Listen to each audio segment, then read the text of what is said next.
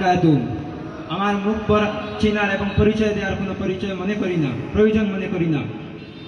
যখন 5 আগস্ট কালীগঞ্জে মিছিল বের করেছিলাম, জকিগঞ্জের এসআই কল করেছিল 4 আগস্ট রাত্রে, বলেছিল আপনি মাঠে নামবেন না, সর্বপ্রথম আপনার জান যাবে। আমি এসআইকে বলেছিলাম সকাল 11টায় কালীগঞ্জে আমরা 2000 মানুষের মিছিল নিয়ে বের হব। দুপুর 1টায় রসুলগঞ্জ বাজার 2000 মানুষের মিছিল নিয়ে আমরা অবস্থান কর্মসূচি পালন করব।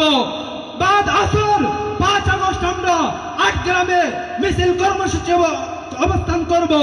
তখন বলেছিলাম আমাকে নয়, আমার একজন কর্মীর গায়ে যদি হাত দেওয়া হয় আমি জকিগঞ্জ থানা ঘেরাও করে স্বাধীনতার আন্দোলনের স্বাধীনতা টানা দিকে ঘোষণা করব। আলহামদুলিল্লাহ আমার বক্তব্যগুলো স্পষ্ট।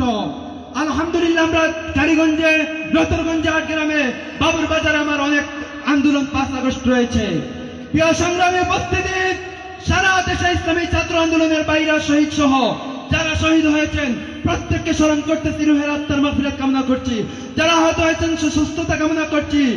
আর সরকার পক্ষকে, রাষ্ট্র পক্ষকে জানিয়ে দিতে চাই, বৈষম্য বিরোধী ছাত্র আন্দোলনকে মাইনাস করে, এদেশের ছাত্র সমাজকে মাইনাস করে রাষ্ট্রের কোন সিদ্ধান্ত ছাত্র সমাজ, দেশবাসী মেনে নিবে না, মেনে নিবে না, মেনে নিতে পারে না। প্রিয় সংগ্রামী উপস্থিতি, 37 জুলাই সফলতার জন্য যেভাবে সবাই সর্বদলীয় ঐক্যবদ্ধ ছিলাম, আজও মঞ্চ ঐক্যবদ্ধ আছি।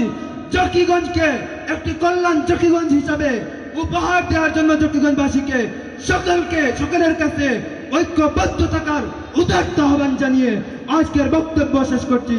ধন্যবাদ আজকের আয়োজন কমিটিকে, ধন্যবাদ সর্বদলীয় ছাত্র ঐক্যকে।